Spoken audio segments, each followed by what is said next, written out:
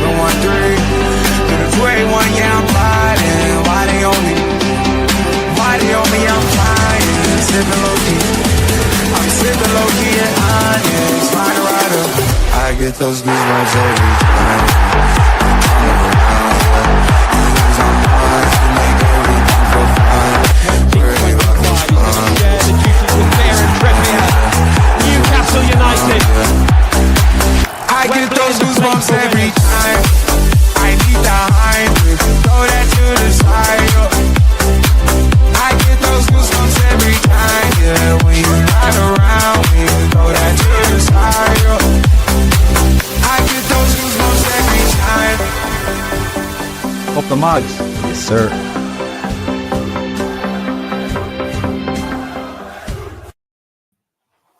Hey, good evening, everyone. Welcome back to Loaded Mag NUFC, the Loaded Transfer Show. And we thought, seeing as we did a little bit of a transfer discussion, that we'd add a few more names to the list. And I can already see names in the chat. People are throwing names out there of various different players, and we're going to get through them all, that's for sure. But first of all, boys, Daz, Chris, how are we on this fine Wednesday evening? Wednesday evening already? All good. In the office today, it's up early this morning, but all good with me. So we was Pete myself, we were just talking about before Chris arrived, of course. But but the weather being so bad, or not the greatest over the last few days, but all good. Chris, how are you? Good, mate. Yeah. It's been a bit of a weird week for me this week because obviously my wife Lisa's starting a new job, so the house is all a bit up the wall because everyone's got new routines in the morning. People are battling to get in the bathroom every morning. It's just all a bit chaotic, and yeah, the days are a little bit longer. But other than that, I'm really, really good, and it's I've been really looking forward to kind of coming back on to talk more strikers because it almost felt like there was still a little bit more left in there. It felt like we had a few more to cover, so you know, while we've got this opportunity, it's great to squeeze that in, and obviously coming up with you boys is always never a chore, always a pleasure. But Pete, how are you doing, mate? You good? Yeah, not too bad. Second week of holidays, so just spending time with the family and doing bits and bobs. It's been nice and chilled, that's for sure. And can't complain. 3 points at the weekend will be very, very nice just to tip off the end of Easter before we get right into the nitty gritty of the season. But look, first and foremost, a couple of things just to run through before we actually get into transfers. One of the things I did want to mention, I spoke to Amanda around this, and you boys will be aware, but everyone else that's watching, make sure you get those likes up, by the way, as I'm just finding this link. And lads, you would have seen this for John Joe.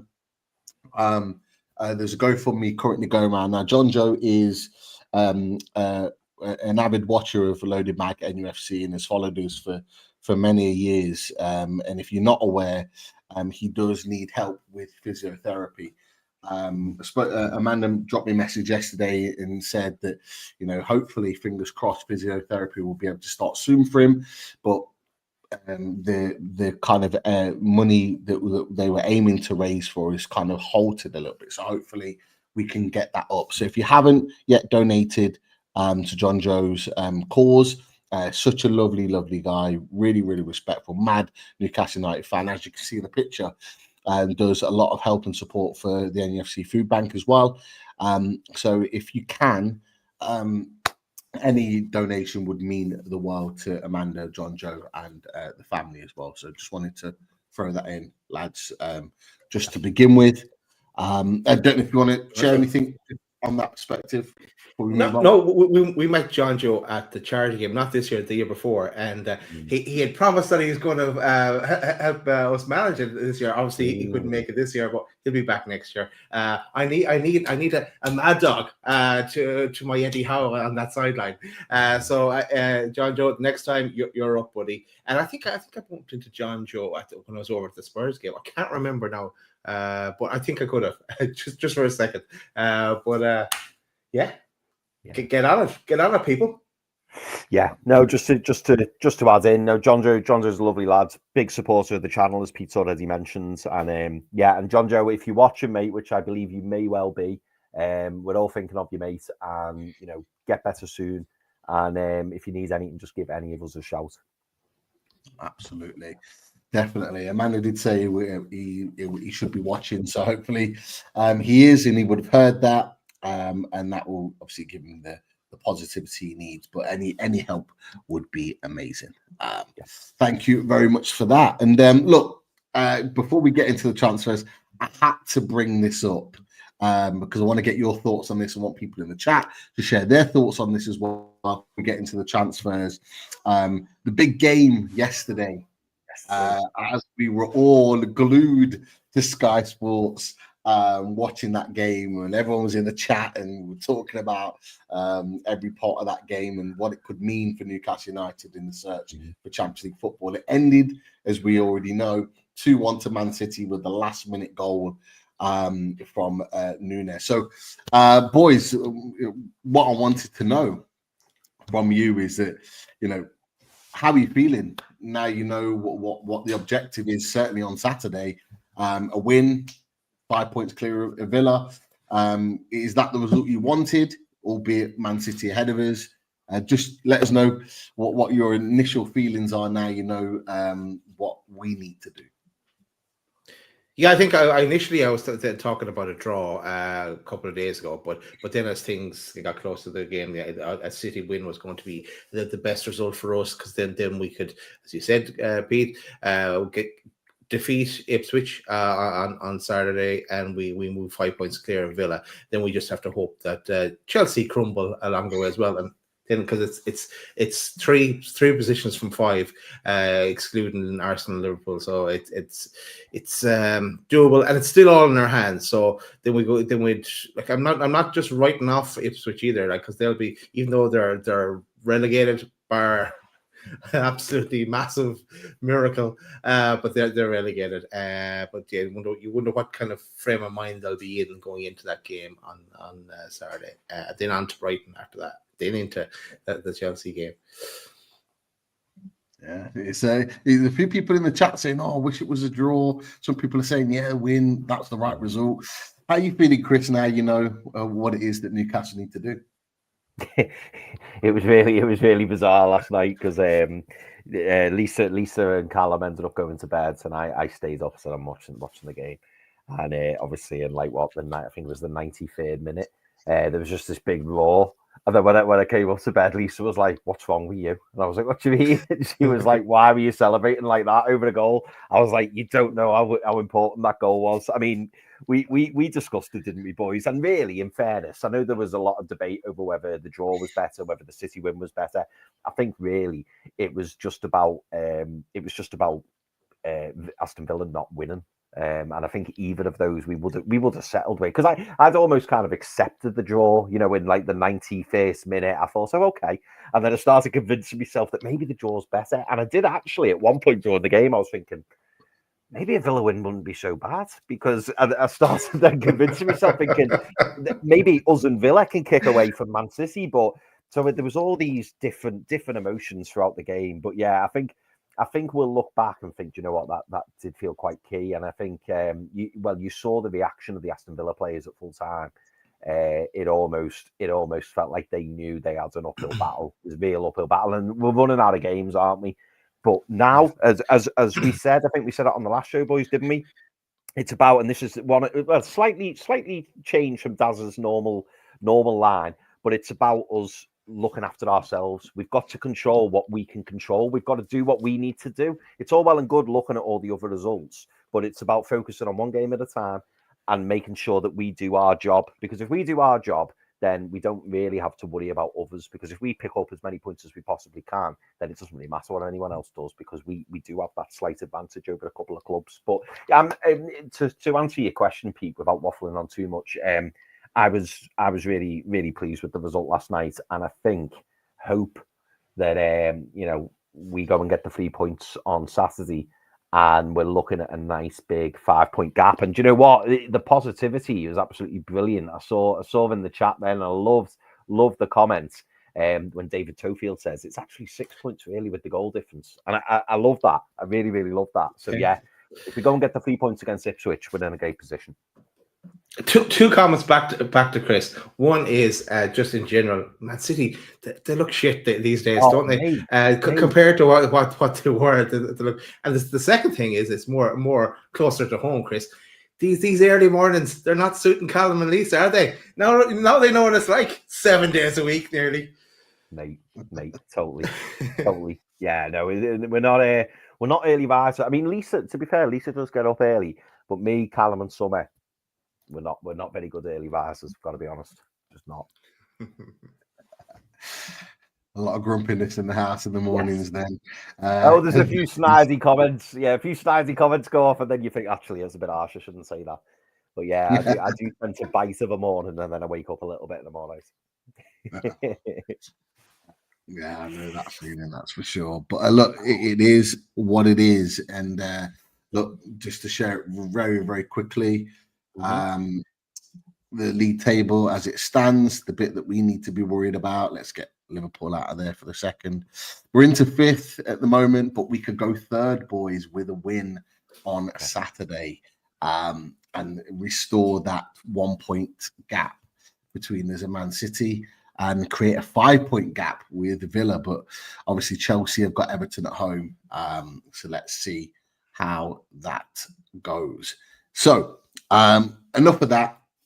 Let's move on to some transfer talk, lads. Now, look, just last time we had a conversation about various different players. And there has been a couple of updates on a couple of players that we've touched on. So we'll touch on those first. And we'll start with the one player that's getting talked about a lot across the Premier League at this moment in time, and it's Matheus Cunha. So has been linked with Newcastle United and a ridiculous amount of other clubs at the moment. We know the release clause is 62.5 million, and we now know through recent comments of Craig Hope that Matheus Cunha is one of the top targets for Newcastle United. We've seen in recent days Man United are heavily linked with him, as has been Arsenal, as has been lots of other clubs. As a forward, because he can play in so many different positions, a forward is one of those positions that we did talk about before. Matheus Cunha, where are you sitting now with him being a target for Newcastle United? And the reason why I say that is because obviously he's been getting a lot of slander from Wolves fans due to some of his behavior and some of his Instagram tweets that he's been putting out and little sort of like cryptic messages. Does that sway you in any way, and whether we should go for him or not? Where is your mindset now on Matheus Cunha as a particular option for Newcastle United? Okay, I had this conversation today with one of the boys from work, Sam, who was at the 5-4 game. He's one game of the season that he picked to go to, and what a game he picked. So he's still buzzing over that. Maybe not so much Wolves at the weekend, but the League game. But so for me, I think Cunha is going to Man United. I don't see him going to Newcastle. And when I was looking at, when we were talking about before, I would like him to come to Newcastle, of course, because he can play across the front, anywhere in the front, including a number 10 that we don't actually utilize. But left, right, and in the center would be a great backup in a number of positions there. Brazilian, so he'd fit in with Bruno and J7 and Will Asula. Because he's an honorary Brazilian, isn't he? Then, and I think if he was to come to Newcastle, that Eddie Howe could manage that element of him, or get his head straight, because he can lose the head, and he's got sent off a few times this season, and just been doing stupid things really. But then again, that fiery spark may be what makes him what he is as well. But then I do think he's going to end up going to Man United, and then you can ask the question: going to Man United, there's something, there's a lot of bad apples, or there's kind of a bad smell at Man United that needs to get sorted, and throwing him into that mix as well, it could go one or two ways. So it will be very interesting to see what happens in that situation. But a good start for them if they do bring him in, because he's proven a Premier League quality. But so I've kind of stopped thinking of him as an option for Newcastle now at this stage. Chris, obviously, Daz has just talked about the fact that obviously Man United have been linked with him and look heavily linked with him to the point where he's talking about being happy to go there. Does that worry you that he's so keen on going there, knowing their predicament and their situation, or is that something that we as fans don't need to worry about, and we just need to kind of see how the cards lie? How do you see it, mate? It's a really interesting question, Pete, because firstly, Matheus Cunha is a top quality player, and he's someone who, it doesn't surprise me that Newcastle United are linked to him, but that does come with caveats for me. Really, if you're looking at it from the outside looking in, Matheus Cunha would see Man United as a big step up from playing for Wolves. And that's no disrespect to Wolves, but Man United are a really big club. Yes, they're in disarray. Yes, they're having all these problems, which we all know. And there's probably better projects out there, but it's still Manchester United. People may not like to hear that, but it is still Manchester United. 20 years' time might not be a thing, but as we stand right now, still a very, very big club. The thing with Cunha is I'd really like him, and like I say, I wouldn't be surprised if Newcastle would in for him. However, I'm not like completely hung up on him, and I'm very cautious as well when you hear the media saying stuff like, "Oh, he's dying to go to Man United. He'd love to go to Man United," because I always think, well, until the player actually says it and it comes out of his mouth, like, I don't necessarily believe that. And also, on the other hand of that, so I'm firing everywhere here. On the other hand of that, you've then got the fact that some players will just see the pound signs and they will just go, who's going to give me the most money? The release clause is pretty reasonable. I think it is 62.5 million you flashed up there, Pete. It's pretty reasonable for a player who's Premier League proven. Is a great, I think, great age. Is he what, 25, 26? I think he's like 26, I think. So you would say great age. In fact, I'll be able to tell you. He's 25. You're right. He's 25 years old. Yeah, so he's at the peak of his powers, and he's only going to get better, and he's only going to get better in an even better team than what he's in right now. So at Wolves, he's performing and he's standing out. If you put him amongst 10 other players who are of a higher caliber, he's probably, you would assume, I think it's fair to say, become even better and play even better, because he's playing with players who are more on his level. So, to summarise, I think, if we signed him tomorrow, or there was news that broke, that he wanted to come to Newcastle and everything, I think it'd be great. But there is obviously question marks around his behaviour. We know historically that Newcastle have a no dickheads policy, which I think, is quite clear. And we don't want someone to come in and potentially break up this dressing room who we've seen really, tight knit and all play for each other. And there's no big time Charlies. Everyone's kind of, stuck in. So I wouldn't want anyone to come in and upset that balance. However, I actually think anyone who was a little bit like that would struggle in this dressing room anyway, because I think quite quickly the players would just be like, nah, not having that, or you're not behaving like that. So I'm almost not too concerned over that.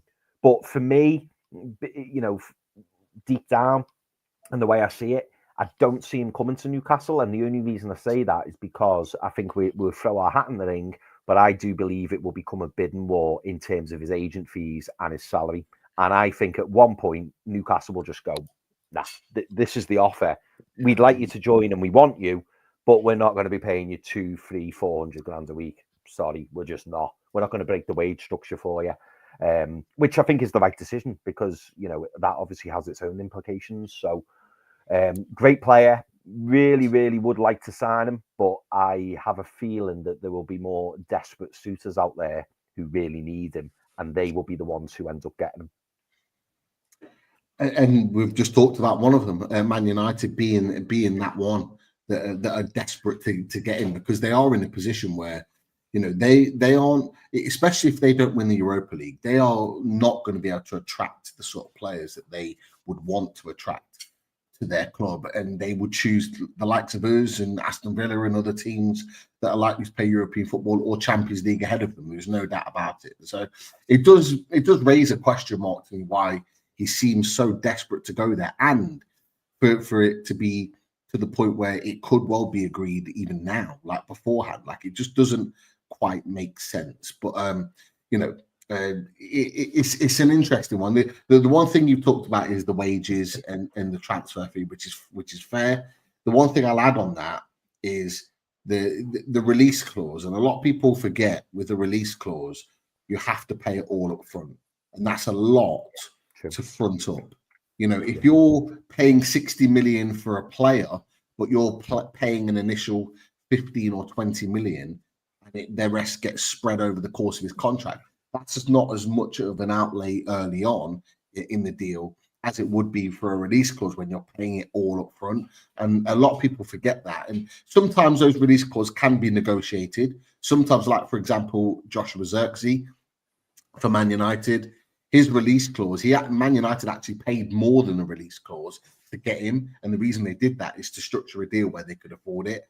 And that's how they made it work. And in some cases, that can happen. But I don't feel that Wolves will want to let him go easily. And I just don't know whether they'll be able to, negotiate that sort of thing. But Man United will pay that release clause. And that's the difference. I don't think Newcastle United will. The other point you talked about, which was interesting before we move on, is that actually Newcastle United won't want to go into a bidding war with Man United. They won't, because Man United will pay more wages. They just will. And then they're notorious for doing that. And Newcastle United don't want to be in a position where they're battling and having to pay an outlay of more wages than they would intend to do for a player in that situation. And as we're going to get to in tonight's show, is that there are plenty more options out there available. And actually, some of the names that we're going to talk about are performing equally, if not better, than Matheus Cunha. So it'll bring a few options there. One other short reminder of a player we talked about before we move on to some other names, Liam Delap. I don't know if you remember, boys, a few weeks ago, the last time we spoke, we were talking about Liam Delap. Is he the type of striker, the makeup of the type of striker that we were looking for? We then talked about the price. I think we weren't sure what we was going to pay. Some with 35, 40, various other things. Well, since then, and we already know, it has been confirmed that he has will be available for about 30 million. He has a release clause of 30 million. So the question I want to ask you boys is that, now we know the fee that it's going to take to get him out of Ipswich once we relegate him at the weekend. Would he become more of a viable option to you than he did previously when we spoke on the last show? Get the deal done at halftime. That's what I say, because they're relegated by then. Look, there's going to be a lot of suitors for Delap. We did talk the last day. We covered a lot of because I know some people have mentioned the names in the chat. We covered Jonathan David. We covered Hugo Katike, and we covered Liam Delap in detail. We did say at the time as well that whether we go down the route of a player that's similar to Isak, and then it's easy for the team to adjust when Isak is out, as in you're playing the same style to the same type of player, or we go down the route of a Liam Delap or a kind of hold up, bigger kind of striker, and that's what he's more of a kind of a target man in my head. Anyway, that's what I would like to class him as. And again, but quality player. And at that price, it would be a bargain. And I think I said it the last time as well, that if it wasn't to work out, he's still young enough. He is a great age to sell on again if needs be. But I think he would fit the bill. But he's going to have so many clubs after him. It depends also. What when we will discuss it as we go through a number of players here, who other clubs go for as well, because some clubs are going to be after the main number one striker, whereas we are looking for a kind of not a backup, but someone that can take the weight off Isak's shoulders, but we'll get plenty of game time, especially as we're definitely in Europe next season. Chris, is your mind changed knowing the price that it's going to take? Because I know you were talking about the makeup of a striker, and you were looking more sort of Ekatike related because he was very similar to Isak. You know, Delap isn't. He's got his own strengths. He is a different makeup of striker. But yeah, what are your thoughts now? You know the price it would take to get him out of the club. Yeah, I think, to be fair, I think the price does change things because 30 million, you know, we were talking about Matheus Cunha at 62.5 million for a Premier League proven striker. If you're picking up someone who's half that price in an even worse team, you can't not be interested. What I really liked though, Pete, and I don't know whether I should like this, but I liked on that article that you had up about Delap, the second half, when he was saying allegedly that he wants to be, he doesn't want to play second fiddle. He wants to be the first choice. And I really admire that. And unfortunately, when I read that, I do wonder whether, you know, someone like Newcastle maybe isn't the right move for him in terms of he's not going to be the main guy. When I read that and when I see that, I automatically think Man United. I think, I think Man United. I think Everton. I think West Ham. You know, a team that are in desperate need of a new striker or someone to lead the line. And is Liam Delap going to look at that and go, I can go to Newcastle, who are, you know, of those four clubs, are probably, you know, have got the highest trajectory, you know, they're on the right path and everything's going well. But how many minutes am I going to get? Or I could go to a West Ham or an Everton or a Man United and I'm going to be the man. I'm going to be week in, week out, the main guy. And I'll probably get higher wages as well because I am the main guy. I'll get the number 9 shirt, and I wonder whether that will actually tempt him. But you know what? I'd have no problem with him doing that because I almost kind of respect it because I think he'll be thinking about his career and he'll be thinking, well, I want to try and play as many minutes as I possibly can, and you know, is it losing out on 30-40 grand a week? I don't know. Say if he was to go to like an Everton rather than Newcastle. Losing out on 30-40 grand a week, yes, I'm not going to be fighting at the very top of the table, but I could end up then, you know, getting my move or getting permanently into the England squad. So he's thinking more long term rather than short term. Whereas at Newcastle, it's always going to be Alexander Isak. He's always going to be in the shadow of Alexander Isak, in my opinion, until Alexander Isak moves on, if and when he ever does. So yeah, the price, yes, definitely interested. Whether or not the player's ambition and what he wants, that could be the problem. Choppy's made a really good point, and this is what I was going to make to you boys in response to that, because that report is absolutely right, but that there is what Liam Delap has also said in other comments too, that he wants to be playing European football. So Chop is absolutely right in what he was saying there. So that also changes things as well. Of course, he wants to play regular, but if you want to play European football and that is your ambition to make your next step, you look at the teams that are fighting for European football now. They've all got a main striker. Yeah, he is going to have to play not second fiddle, but he is going to have to be competitive with whoever's playing up front. Like, this is not, with all due respect to Ipswich, this is not Ipswich or Leicester or whoever that have got one main striker and you're going to play week in, week out. You've got to fight for your chance to get into the team. It's as simple as that. Now, what I will say is that, yes, Alexander Isak is number 1, but there will be times in the season, and there has been times this season where we've not been able to do it. And I think this moment is one moment now where he doesn't look quite 100% and he isn't quite playing well. And it's in these types of moments, just like Villa did with Rashford and Watkins, is where you transition them out and you go, right, Delap, this is your turn. Go out and do your business. And you start him and you rest in Isak and you bring Isak off the bench. It's like what we did 2 years ago, boys. Wilson was starting some games when he was fit and firing. Isak would start some games, and it kept it competitive, and both of them were smashing in goals all over the place. That's what the best teams do. Villa are doing that right now with Rashford and Watkins. We need that.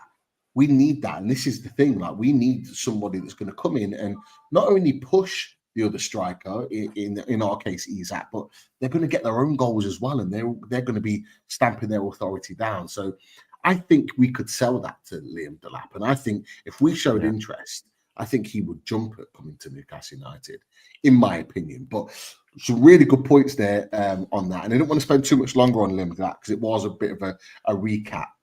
Mm-hmm. Another one I don't want to spend too long on is this one. Because when I saw it, I you know what? I blame Emegha. Don't do it, Pete. Emegha in our chat the other week, and the boys, if they're watching, they'll know. Because I said to Emegha, I blame you if this happens, because he said it in 24 hours. This report came out, and it was this: the Chronicle report that Newcastle may resurrect Dominic Calvert-Lewin. Good night, everyone. After fresh approach. Football Insider also reported it as well, and that was within a short space of time. So they'd obviously jumped on it as well, and said that Newcastle is still very keen on Dominic Calvert-Lewin. Now, what we know about Dominic Calvert-Lewin, he's on a free transfer in the summer. He will be leaving Everton. It looks like that is going to be the case. We know that we were interested. We know that we nearly bought him last summer as part of the Minte deal that was nearly done with Everton. I just want to get your quick thoughts on this, boys, because I'm hoping if we don't spend too long on it, it won't become a reality later down the line. But Daz, quick thoughts, and then Chris, jump in, fella. Dominic Calvert-Lewin played 22 games, scored 3 goals this season. I rest my case. Chris? Can't argue with that. No, and everyone loves to hear my opinion on Dominic Calvert-Lewin, given who he plays for. Pete, when we were first linked, and Daz, you'll remember this as well, when we were first linked and they were talking 40 million, we were all laughing, going, no chance. And then, Pete, and tell me if I'm wrong here, Pete, if I'm dragging you into the trenches, mate, and you disagree, please do tell me. But when Dominic Calvert-Lewin had a year left on his contract, and there was a rumor that perhaps he could be available for as little as 12-15 million, it was like, okay, 12-15 million, it wouldn't be the worst signing in the world. Now he's on a free transfer.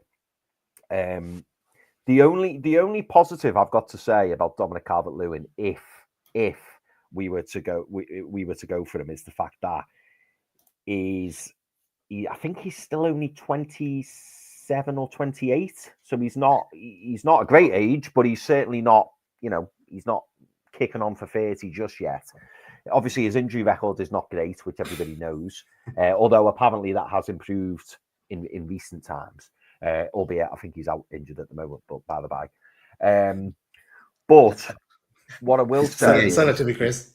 I know, it's not. I'm not really doing a very good job of this, am I? But he's 28, but you're still 28. Right. Yeah, all I would say is,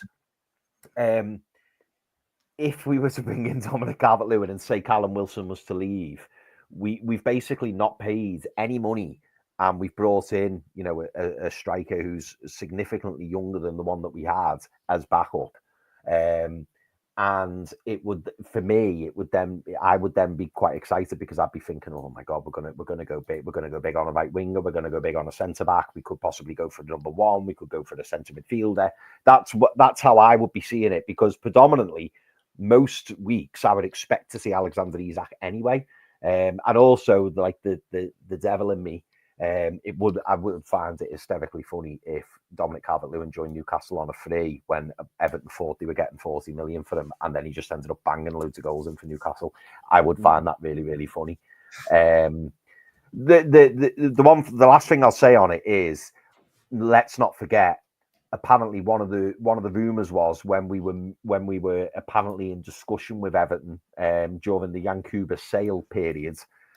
One of the rumors was that apparently we couldn't agree personal terms with Dominic Calvert-Lewin because he wanted astronomical wages, and I would imagine if he's on a free transfer, those wages are only going to be even bigger.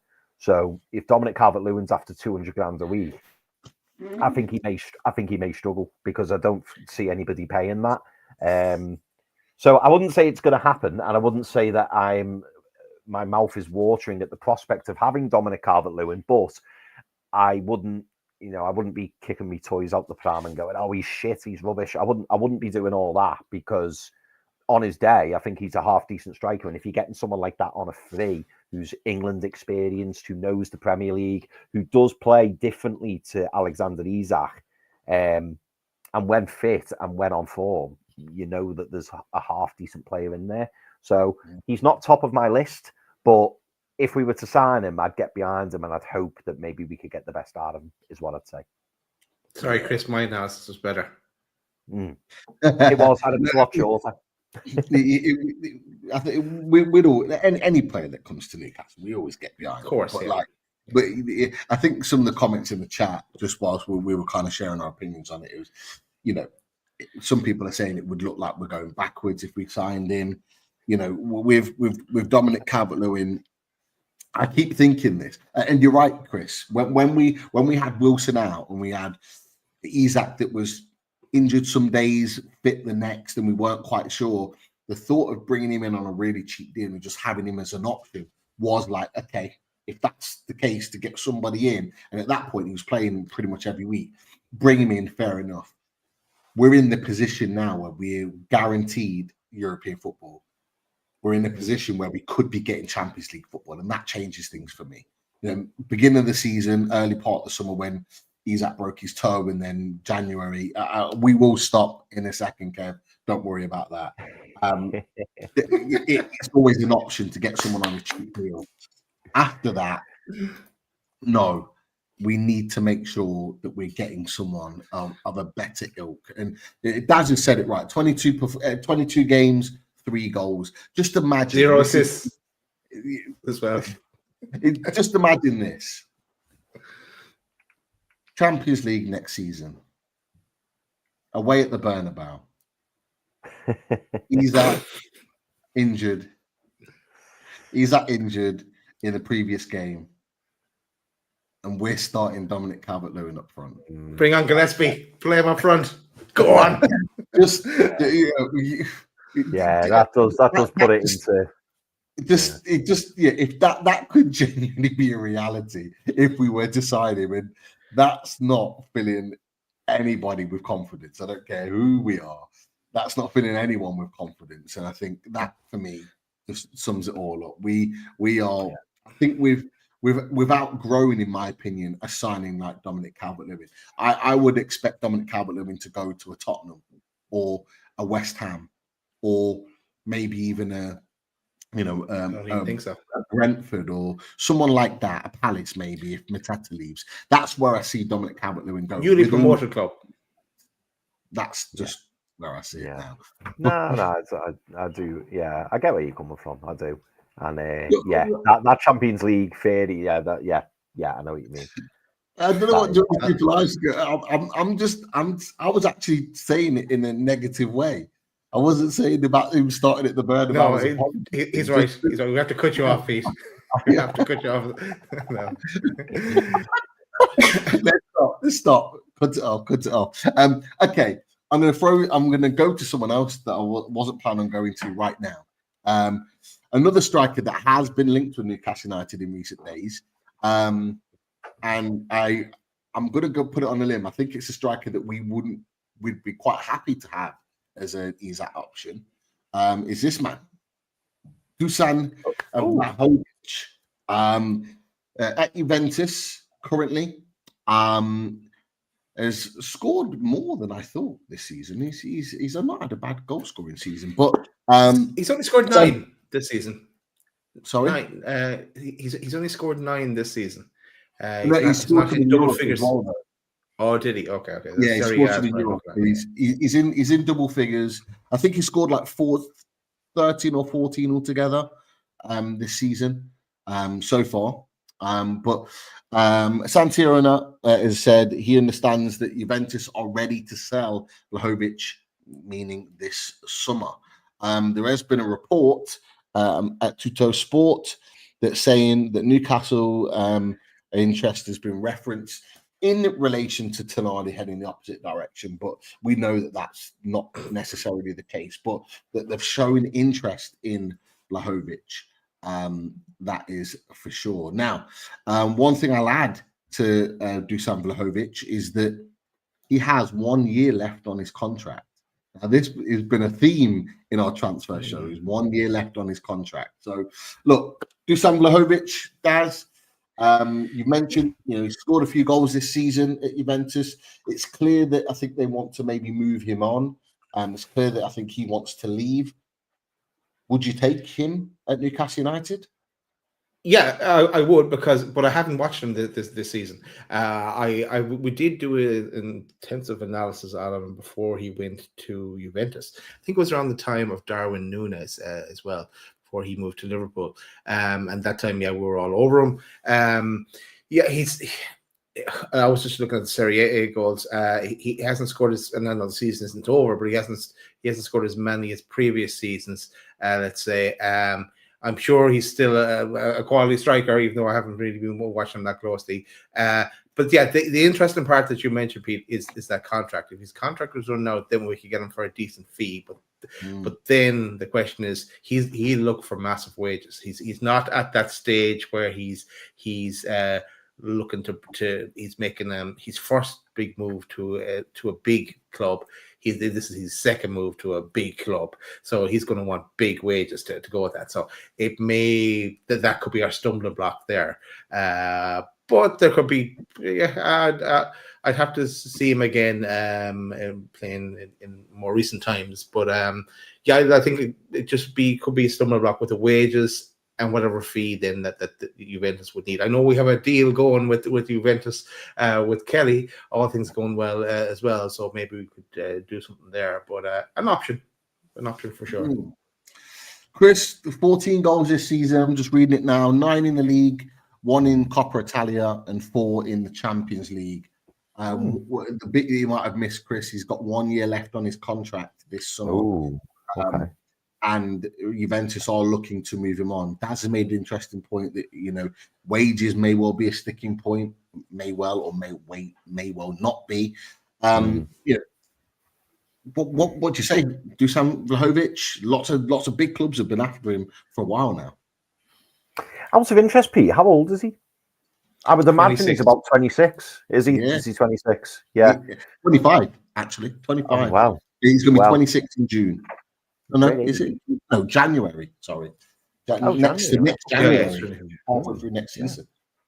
Well, definitely qualifies as great age. And I must admit, when you read those stats out, Pete, I didn't realise he'd scored that many goals, because it feels like, not that I avidly watch Juventus all the time, because I don't, but whenever I've seen the results or maybe checked to see who scored, I don't always see Vlahovic's name, so I'm quite surprised that he's got that many goals. But do you know what? I'm not even that sure whether wages would be that big of an issue, and the only reason I say that is because I could be wrong. But didn't he move from Fiorentina? We have a problem. His wages is, I'm just checking here, is this is in euro, 374,000 per week. So let's say 300,000. We don't have, Foxy can do the calculations in the chat. So Jesus. Right, well, that's a problem. Do you know what? Because I'm sure he moved from Fiorentina to Juventus. He did, yeah. Yeah. And so I imagine at Fiorentina, he probably wasn't on that much. And when he's got his big move to Juventus, they paid a good few quid for him. I think it was in the 60, 70 million bracket, wasn't it? But I didn't think he'd be on that wages in Serie A. Wow. Okay, well, that is a bit of a sticking point then, because he's going to want similar, if not better, because he's coming to the Premier League, the biggest league in the world. He's going to want a wage rise, isn't he? Jesus. Yeah, I wonder whether 320. Wow. Pounds. I wonder whether you see him maybe going to like Saudi or something like that, because I struggle to see another club paying him even remotely close to wages like that. I just don't see it. Whereas he'd probably get double that in Saudi. Yeah. Oh God, yeah. Oh yeah. Well, so for me, I would have been interested. He certainly fits the profile. Obviously, he had a really good reputation when he first joined Juventus, and I think he made a really good start to his Juventus career. But maybe he's not quite hit the peaks or the powers that they thought he was going to. So I still think he's a really good player, and I'm not saying that we wouldn't be interested. But yeah, wages like that, like even if we offered him 150 grand a week, I like that would probably be as high as we go, and that's like less than half than what he's on now. So I couldn't see it. One to watch. I think the wages would definitely be a sticking point. Would that be, could that be, agreed or negotiated with a lesser fee that you're paying because he's got 1 year left on his contract? Could you get him at a cheaper fee to supplement the wages? Who knows? But he's a player that clearly Newcastle have been linked with, and it's one to keep an eye on as the summer progresses. Definitely. Another player in Italy, we'll stick with Italy, and we'll go to Vlahovic's previous club, Fiorentina, because this man has been linked with Newcastle United recently. I didn't realize how great of a season he's had at Fiorentina, and it's Moise Kean. So we know Moise Kean from his time, I believe, at Juventus, but also obviously when he played for Everton too in the Premier League. Didn't have his best spell at Everton. In fact, it was probably his worst spell of his career playing for Everton during that time. But he has been linked with Newcastle United. Now, Fiorentina are urging him to reject interest from Newcastle and as well Barcelona, because he has, I think, a 50 million release clause in his contract this summer. He has, and just to run through with you guys, he's scored 23 goals this season. So 17 goals in Serie A, in the UEFA Conference League, which now Fiorentina are in the semi-finals, by the way. So they may well come up against Chelsea in the final.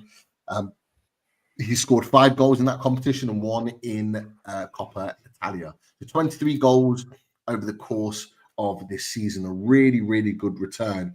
And in Italy, they're talking about him being back to his best.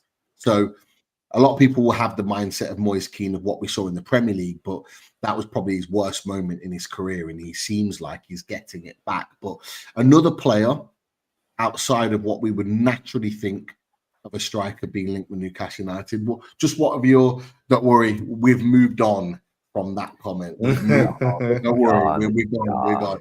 I think they were catching up because that came on a little bit early. But Moise Kean. He may not have seen much of him this season. He might be one we watch a little bit closer in the Europa Conference League now. He's been linked. What do you say? Would you give him another opportunity to show his best in the Premier League again? Well, I was looking at a few videos of strikers before the show started, actually, so that refresh myself, do the bit of Dennis Wise scouting, and Moise Kean was one of the ones I was looking at. I also looked at Benjamin Sesko and Victor Gyökeres, just why not? But yeah, he's not as good as both of them, but he's an option, and he wouldn't cost as much. He's having a good season, a powerful kind of a player as well. He's playing for, he's an Italian international, so he'll know Sandro, of course. Did you say 50 million release clause, Pete? Did you? I think he has got a 50 million release clause this summer.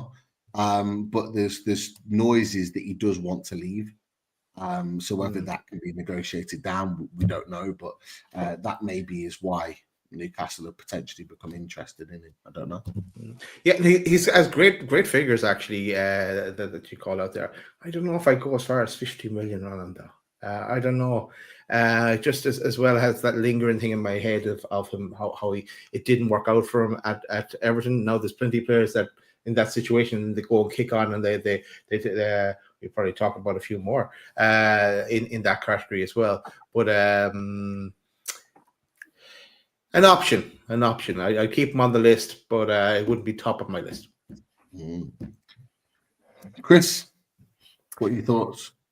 I tend to side with Daz on this one. So I'm not saying I don't like him. I'm not saying that he's got unfinished business in the Premier League, because I think he has. I know he had a really poor spell at Everton, but we can't forget. And Pete, you listed a few of the clubs there. He's played for some top clubs. So you don't end up at those clubs by accident. I think he was at PSG for the spell, wasn't he? Possibly. Yeah.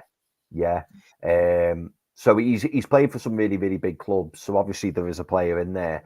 But like Daz, I think 50 million is a hell of a lot, despite him having a really good season in Serie A.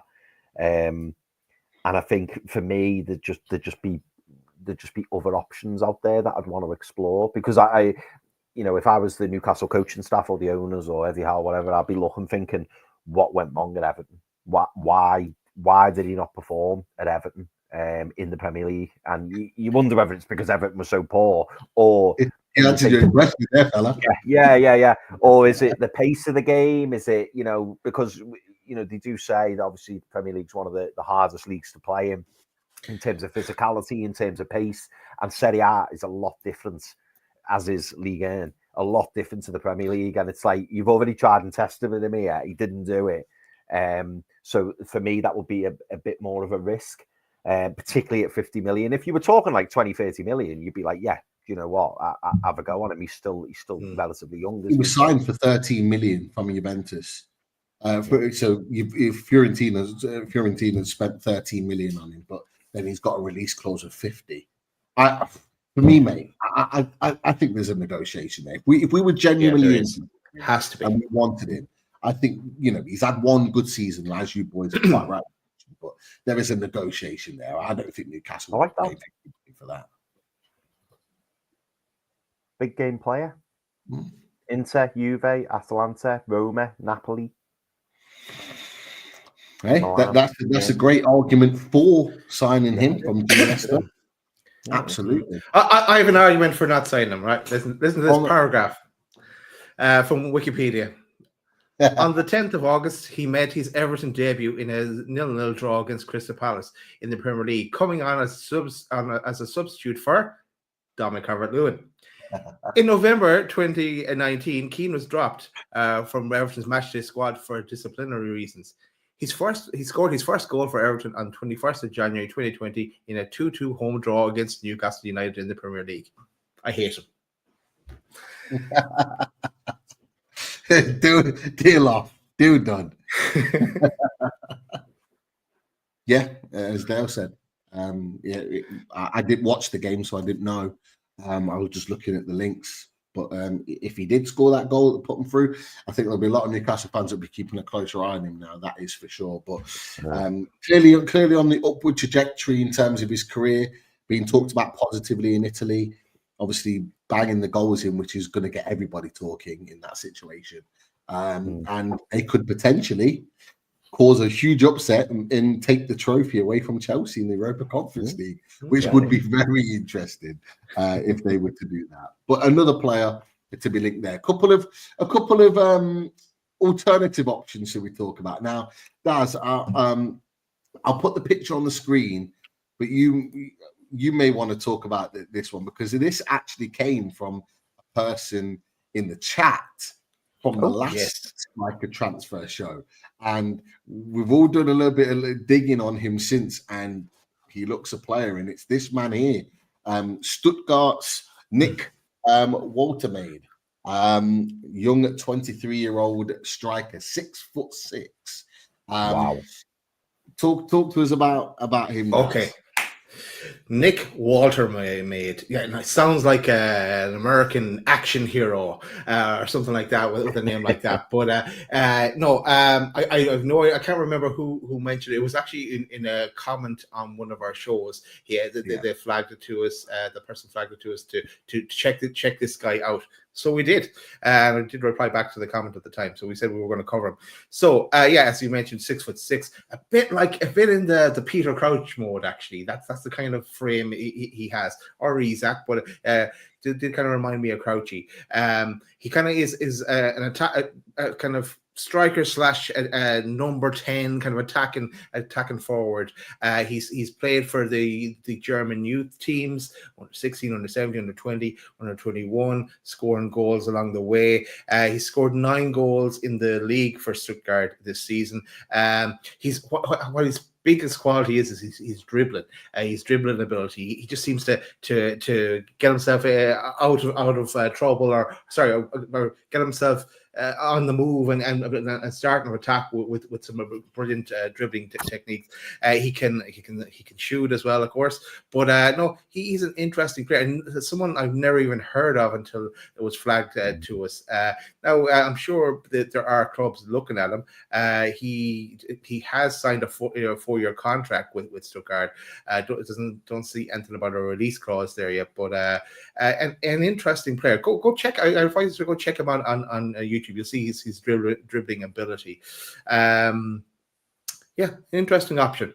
Would not cost that much, I imagine. I'll just check what the fee it's being quoted at the moment. Yeah, well, it says on Transfer Market, it says something like 70 million euro. So he's in the like a second striker kind of position. Is what he kind of plays. This is his first year at Stuttgart. He went on a free transfer from Werder Bremen, and this has been his first sort of season at the club, and he's had a brilliant season. Like you said, he's still very, very young at this moment in time. You talked about his dribbling, Daz. They actually refer to him as Walter Messi. That's his nickname. because of his ability for being someone so tall but being so skillful with the ball at his feet. Wow. They actually, if you watch one of the YouTube videos, when they have at the beginning of the video similar players, who's the player that they have as a similar player to him? We know him very well. We know him very well. Isak? Wow. Yeah. They have him linked. Nick Woltemade, they have him linked as a similar player to Alexander Isak. But if you watch him, and Daz has said, you watch him and his ability on the ball, his feet are so quick. For a lad that's 6'6", wow. Some of the goals that he scored as well with his feet, just like, it's insane. Someone so big physically and tall has great feet like that. It doesn't normally happen. They're normally quite sort of wooden in their movements. You talked about sort of Peter Crouch being the one that sort of broke that big striker mold that was half decent with his feet. Well, this guy blows someone like Peter Crouch out the water because his footwork is excellent. If you can do the robot, sign him. That's what I think. If you could do that, if he does that, get him in. But he as we can see here, he looks like he's got his own celebration there. So hopefully we see that in black and white. But Chris, I'm not sure if you've seen much of him. We didn't until someone in the chat mentioned it. But interesting, very, very interesting. Yeah. Very interesting, yeah. I mean, I haven't done my Dennis Wise, YouTube approval check yet, but certainly, I mean, you're selling them to me, mate. And obviously, Daz mentioned there about the fee, the fact that he won't be on huge wages. Also of interest, Daz, and you may have said this before. Sorry if you did. How old is he? 23, I think. Oh, great age. Somebody like him to come in as you know, I mean, you could argue the only problem I see for Newcastle potentially signing him is he sounds very much a player like in the Willa Sula mold, in that he probably would need a bit of development. He probably, his first full season, as you mentioned there, Pete, he's performed well for Stuttgart, but he came on a free from Werder Bremen, so they've kind of released him, and yes, he seems to have had a good season, so he probably will be a player who's maybe one that needs a bit of mold and someone who still needs a bit of work. But if he's got all the raw materials and if he's available for a decent fee, he certainly sounds interesting, doesn't he? And I think as soon as you hear the word 6'6", it's like, okay, I mean, having a player not just in your own box in terms of defending, but in terms of attacking, it does provide other options. But then you mentioned the fact that he's fantastic with his feet as well. He almost sounds like a freak of nature. So I'm definitely going to have to check this guy out. I remember he got mentioned in the chat in the last show, but I'll have to have a proper look of him. He certainly sounds exciting, and from the sounds of things, he's probably not going to spend too much longer at Stuttgart if he carries on playing the way he is. And who knows whether it'll be us, who ends up going for them. But we certainly want to keep an eye on. Well, just having a little look at him and his sort of goal scoring exploits, he has now taken the interest of Bayern Munich. So Bayern Munich, naturally, as they do, they swallow up all the young, youthful talent. And look, the key to that is that he's German as well. So they love having their native players playing for their team. But that's not to say that he can't be an option for Newcastle United, because, as we know, the law of the Premier League can also be a big thing for players too. But Nick Woltemade, keep an eye on him. He's another interesting one. Another young, interesting striker that has been linked with Newcastle United is this man here, Strasbourg's Emmanuel Emegha. A lot of people may not know about him, but he has been linked, and L'Equipe have talked about him being a target for Newcastle United. If you weren't aware, Liam Rosina, ex footballer at Hull and various other teams, he's obviously gone into management now, is currently managing Strasbourg over in Ligue 1. He has had a good sort of goal scoring exploits this season, considering the league that he's in. He scored 13 goals this season, all 13 in Ligue 1. He's 22 years old. He is, and you might be able to tell from the first picture, he is a Dutch international striker, playing and has represented Holland on occasions as well. So another young striker there. Whether you've seen much of him, lads, I don't know. But it's been reported that Newcastle are clearly looking at him as a potential option for this season. What do you make of that? He's as well. I think he's 6'3", 6'4", 6'5". There you go. Just growing an inch. Yeah, just in a second like that. Just like that. But again, does this tell you maybe the players that we're being linked with, the type of profile that we're looking for? Yeah, it's going to be a tall player. By the sounds of, well, by what we've been linked to, at least. No, I don't know much. I haven't seen this guy play. It's Strasbourg. They're in the same. They're linked on the multi-club model or something with Chelsea, aren't they? So that's where I saw the headline before, that it'd be strange if we could get this one from under the nose of Chelsea, or however that would work out. I don't know, but great numbers. But I haven't seen him play, and he's in all the Dutch youth teams as well. So one to keep an eye on, one to check out, I guess. Chris, your thoughts on Emmanuel Emegha? I'm not gonna even try and pull the wool over anyone's eyes. I don't know anything about him. I genuinely don't. So it's a new one for me. I know Novo Castria, and welcome. Thank you for joining us in the chat, Novo. Novo Castria says Emegha's an animal. I said put him on the next transfer show. Problem is Strasbourg are owned by Chelsea. If we want him, and they will take him. And it made me laugh because in the article when you flashed it up, I seen Blue Cow, and then this came up straight after. Todd in the chat saying that's a new name. It shouldn't be a new name, Todd. You should know all about him. No. Yeah. As soon as I seen Blue Cow, I thought, I'm sure that's Chelsea. And then obviously I saw Strasbourg, and I knew, yeah. Todd, it wasn't there. Todd, forget it. But yeah, I think, I'm, as I say, I'm not even going to try and pretend to know anything about him, because I don't. But yeah, I mean, it's great to be linked with all these different names and strikers. But as Daz rightly says, it certainly feels like we're looking for maybe that, that more target man type striker, so that there's a different option, whether that's to pair them with Isak, whether that's to replace Isak, bring him off or rest him and play a different way. I don't know, but it does feel like there's a lot of strikers being linked who are all reasonably tall. Maybe Matheus Cunha is the exception to that rule. I don't even know how tall Matheus Cunha is. I think he's deceivingly tall, Matheus Cunha, but I wouldn't class him as a target man, so to speak. And one that we probably over 6 foot, I think. I think he's one we probably won't talk about tonight is Shimmick Kilshoy, or Kilroy as I call him. He's not of that tall mode. He's like a Sergio Aguero kind of. So, but we haven't been an awful lot. I was just doing a search on him as well. Hasn't been an awful lot about him there this season. He plays for Besiktas, of course, in Turkey. But there were a couple of links with us in January early on, wasn't there? And then it's all kind of like fell apart. But I don't think he's had as good a season.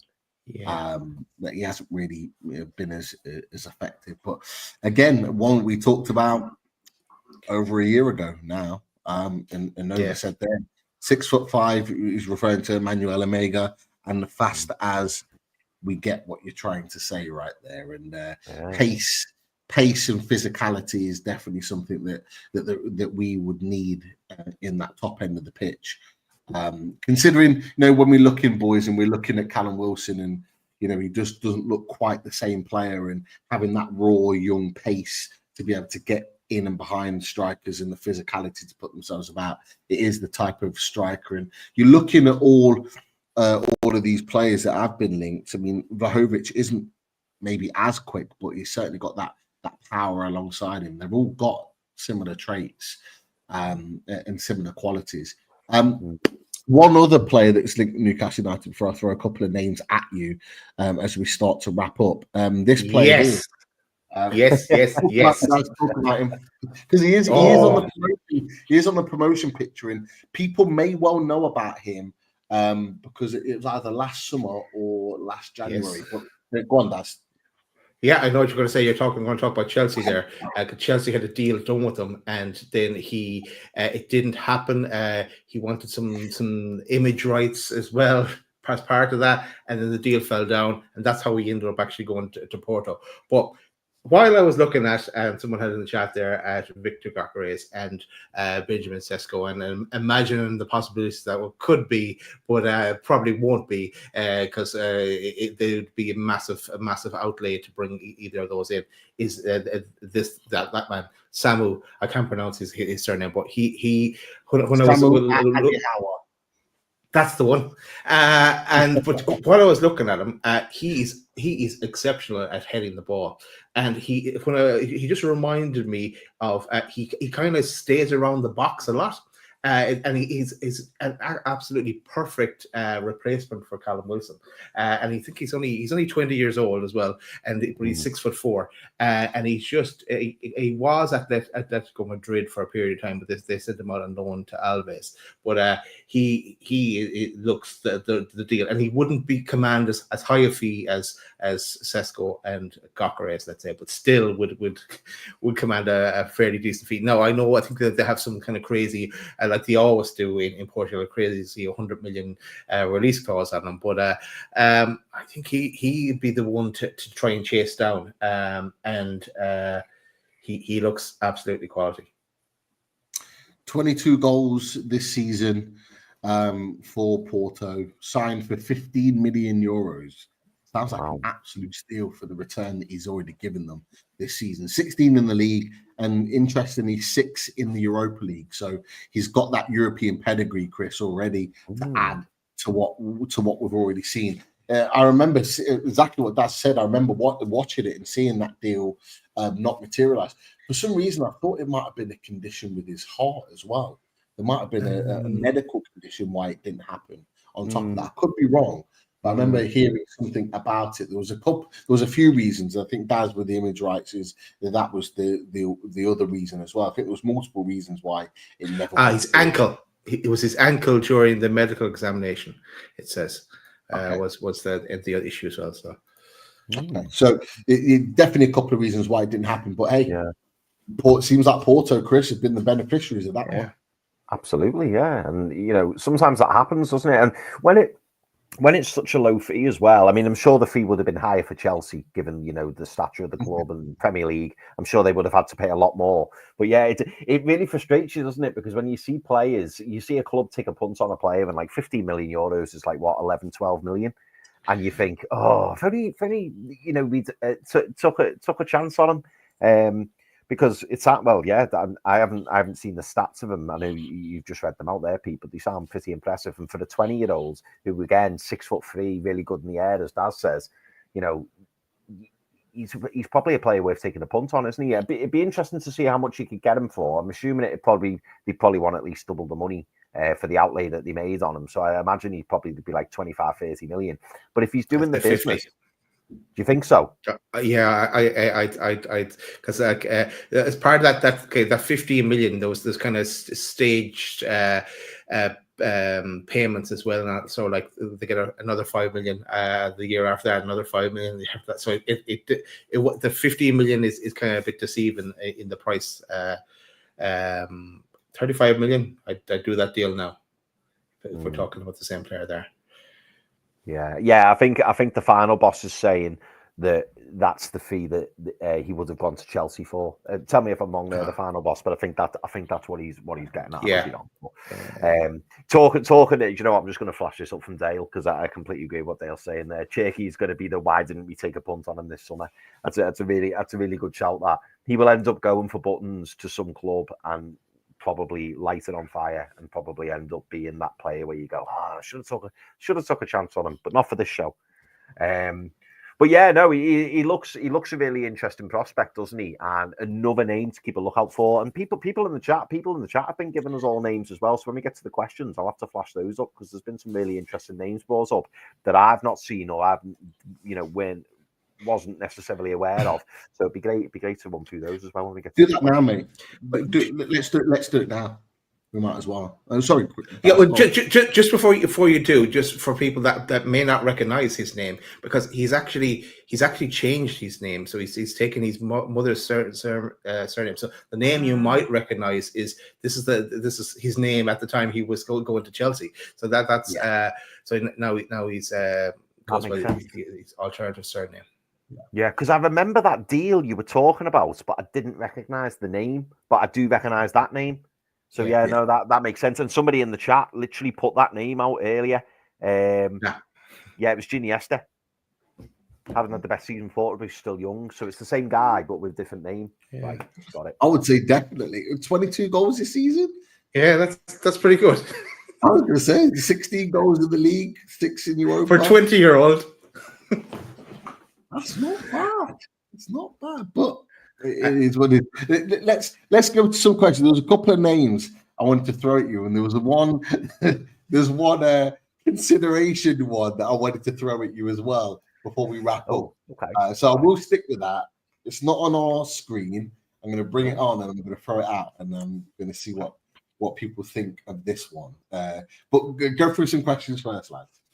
Yeah, sure. So I'm gonna pop. I'll pop a couple of names on, but I just want to read a few comments out. And for anyone who's watching tonight and maybe doesn't watch regularly, don't forget to hit that like button. Make sure you subscribe and hit the bell so that you can be reminded of these shows. Because I've seen there was a lot of frustration in the chat earlier, and I was starving it before because it was making me laugh.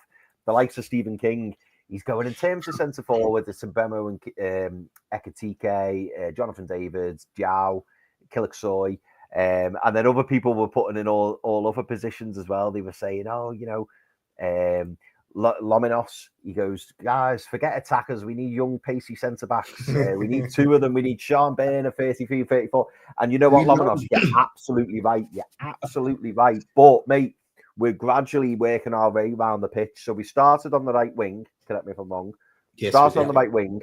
And then this is our second striker show because we had so many strikers we wanted to talk about. But we will gradually work our way down the different positions. So don't worry about that, and keep tuning in, and we will keep doing these shows. So don't worry about that.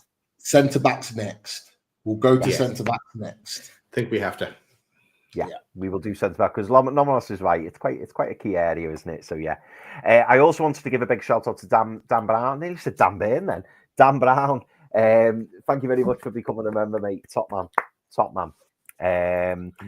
Let me see before this. This one was directed at you, Pete. And sorry for putting you on the spot. And hopefully you know who William's talking about. There's only one William Smith. Pete, have you seen that? Yeah, well, it's free, but there's only one tonight. I've only seen one tonight. Have you seen that Calamuendo kid from France? He made some noise a few years ago. Thoughts? Yeah, we know about him, boys, because Lee spoke about him. Lee talked about him probably a couple of times ago. Yeah. Because remember, he was linked to us, but he was heavily linked to Leeds United as well around that time. Oh, yes. He was close to moving to Leeds United. It looked like they were going to have that deal wrapped up. But yeah, I'll be honest with you, I don't know how he's been doing this season. Let me find out. He's scored 14 in the league. He scored 14 in 28 games, 1 assist.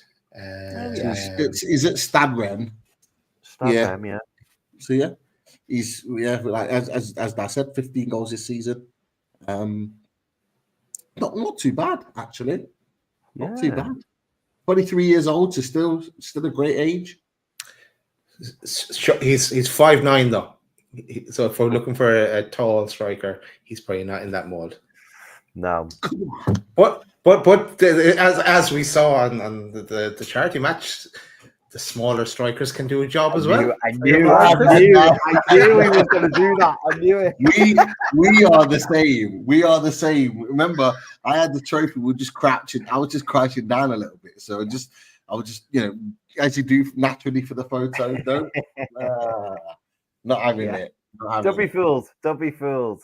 See, look, crouching down, just crouching down. See? Yeah, we're all doing a bit of crouching there. I've got no hair. Look, I've got no hair. So that counts against me too. Yeah, counts against me too.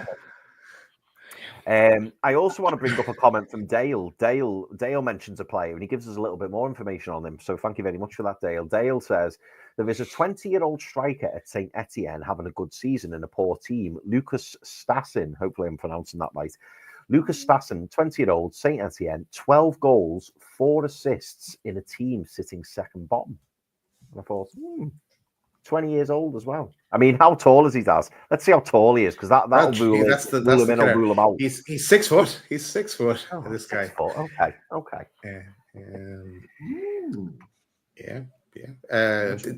David is probably doing his note here, saying this is not Football Manager.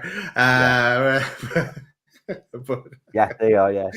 But it is a bit like that, in fairness, and that's the kind of the interesting part of these type of shows, because we discover new players. That's pretty cool. And this is it. We talk about players. So what we've done tonight, David, if you've been watching, is we've mostly talked about players that actually have been linked with Newcastle United. So there is a genuine link there. But look, as people in the chat always do, they throw all their names up. We'll have a look at them. And look, if they come to fruition and they are then eventually linked with us, or we do go for them, then we bring it back to these original conversations. It's all part of the fun. It's all part of the fun. If we weren't linked with anybody and nothing was going on, it'd be pretty boring. And I also like as well, Pete, and it's happened to us in the past, hasn't it? Where even though it may come across as a bit frustrating, you could talk about all these players, and then you sign a player who nobody saw coming, and then you delve in and you find out all about the player, and it can be a bit frustrating from a streamer point of view, because obviously you spend hours talking about all these other players, but then that excitement where you go, oh my God, we didn't consider him, or we didn't even look at him. And this, just to make this clear for all new viewers as well, we're not saying that Newcastle are going to sign all these players, and no doubt Newcastle may not even sign any of these players, but it's just good to kind of, research, find out a little bit more about the players, obviously discuss them. And if they do come to fruition, even better, because then obviously we can say that we've had a little look into them and we know a little bit more about them. So yeah, right. Let me see what else. I'm not gonna go to that one because it contains the letters DCL, so I'm not gonna go there on this one, because we've gone through that more than enough. Oh, Pete, this is to be honest, this is probably the most important question of the evening, really, if I'm being honest. Colton Connor, he says, "Hi, Pete. What was the cup you won?" Hold that thought. That cup. Hold that thought, baby. He's going to get it. This cup. That cup. Yeah. So Colton. I mean, you may only be jesting, mate, but yeah, it was the biggest trophy win this season. I've got to be honest, the biggest trophy win. Obviously, had about a close second. But we won the charity match, Loaded Mag versus Newcastle Fans TV. The last 2 seasons, the first season we were a little bit robbed. Last season, we probably deserved to lose. I'll hold my hands up. This season, we took it to them, and we came home with the trophy. We did. And there it is. There it is. That's it. The loaded trophy for the game, and of course, best Newcastle content award. Thanks, Newcastle Fans TV. This is better than any transfer, not transfer, content creator award. winning that bad boy. Totally. And Choppy, this is one for another show. I'm going to put this on here because we'll tell you a little bit about this, but we don't want to put any spoilers out there. Choppy says, let's see what Newcastle players move on in the summer. Now, Choppy, again, if you're not a regular viewer, every season we tend to do a squad game, and that is where we talk about the existing squads.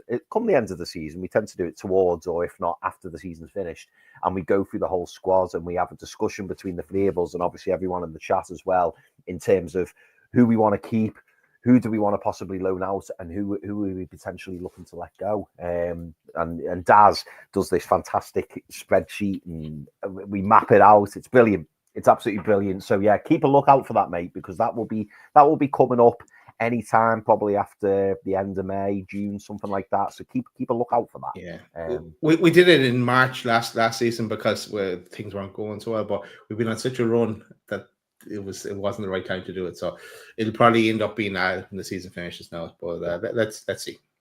Yeah, definitely. Yeah, but good question, and we will get there. Don't you worry.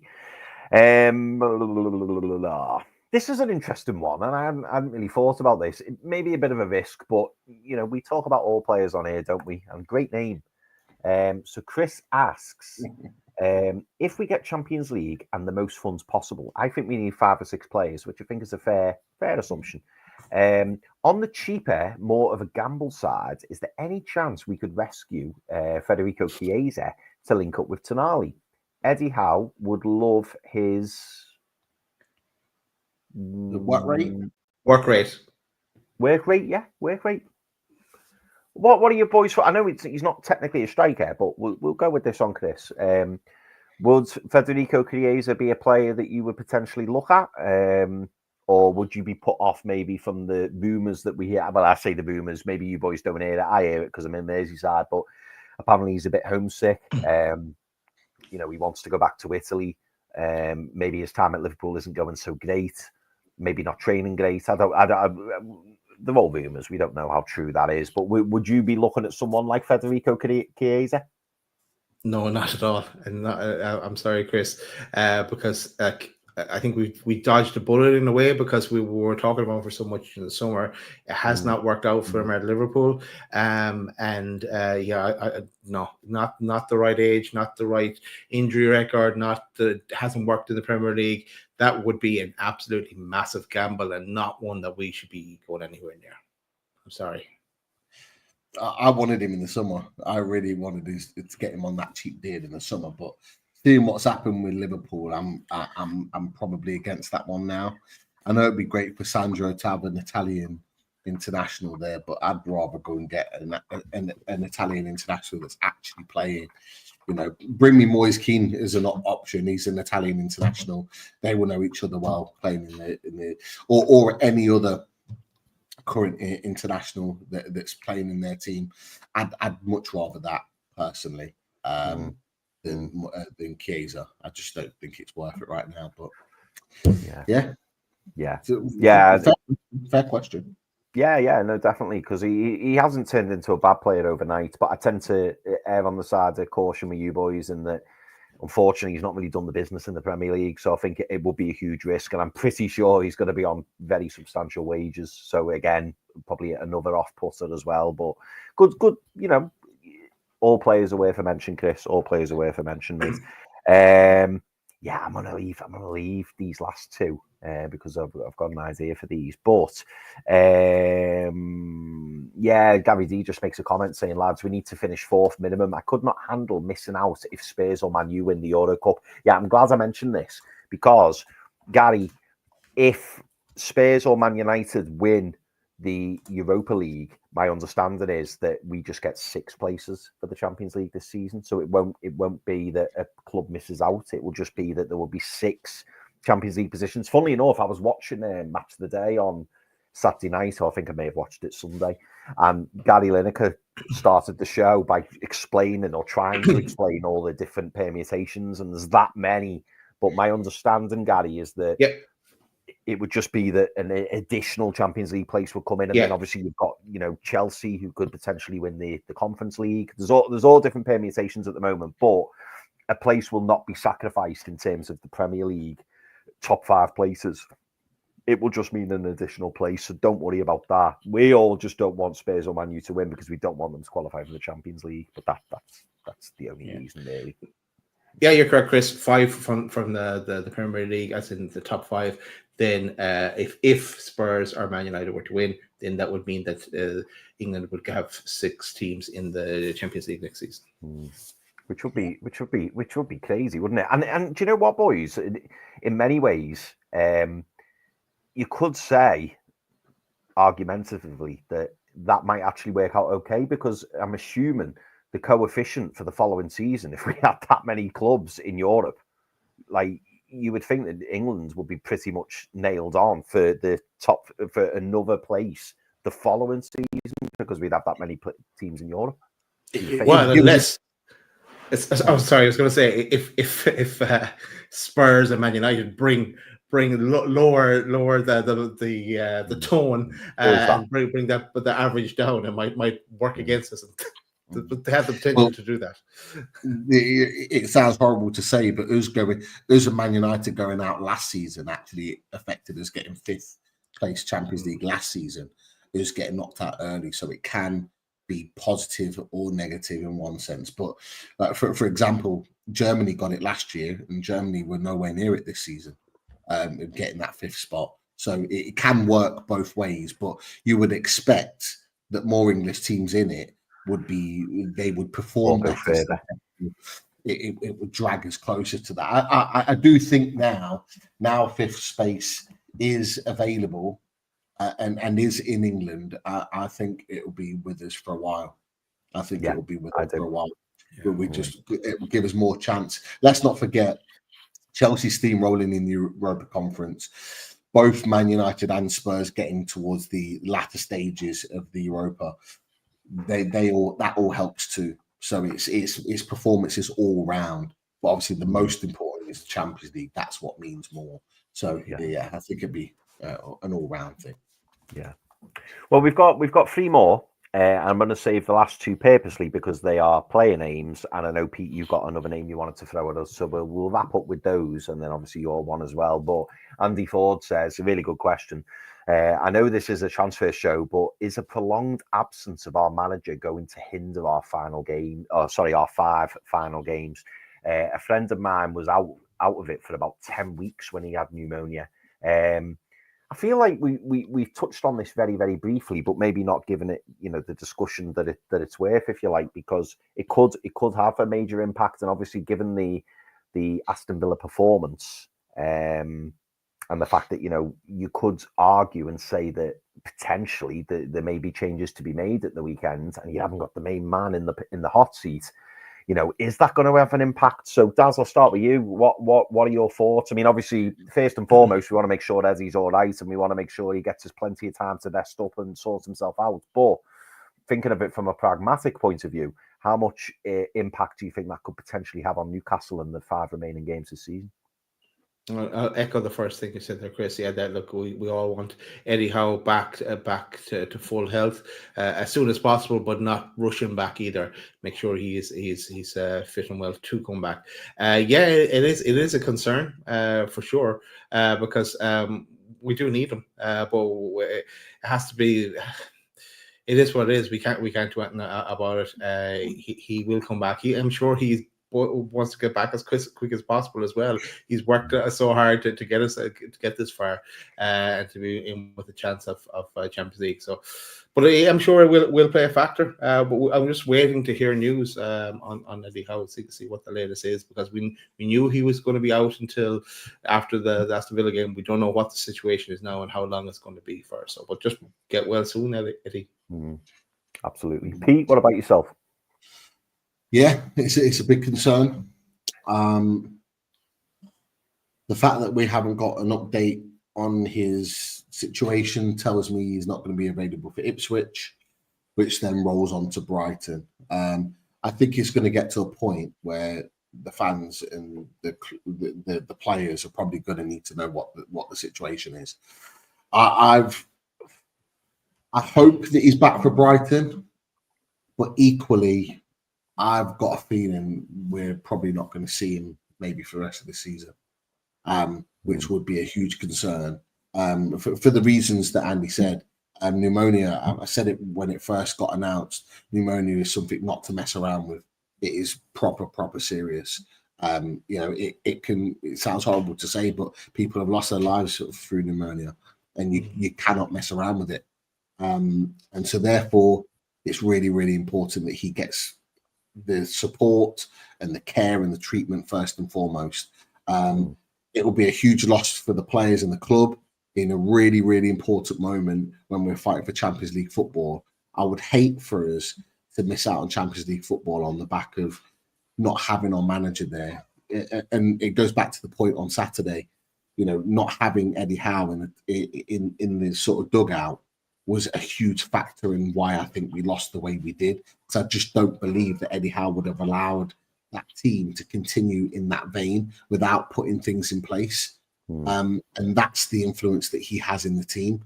I would hate to feel that we don't have that influence away at Brighton, at home to Chelsea, and then particularly last game of the season at home to Everton, where it could well be important that we have him there. I do worry about that, but obviously, of course, we want to make sure that he's okay. We just need to know what's going on, I think, to be able to, I think for fans and everybody to get their head around what it is. If he's coming back, great, amazing. But if he's not, I think the fans need to, and the players need to get their heads around the fact that they're going to be without him. And it mean that the club, the fans, everybody can come together and really kind of bond and create that kind of unity for the last 5 games, because they are absolutely massive 5 games for so many different reasons. Yeah, no, I echo what you boys have said and so eloquently put.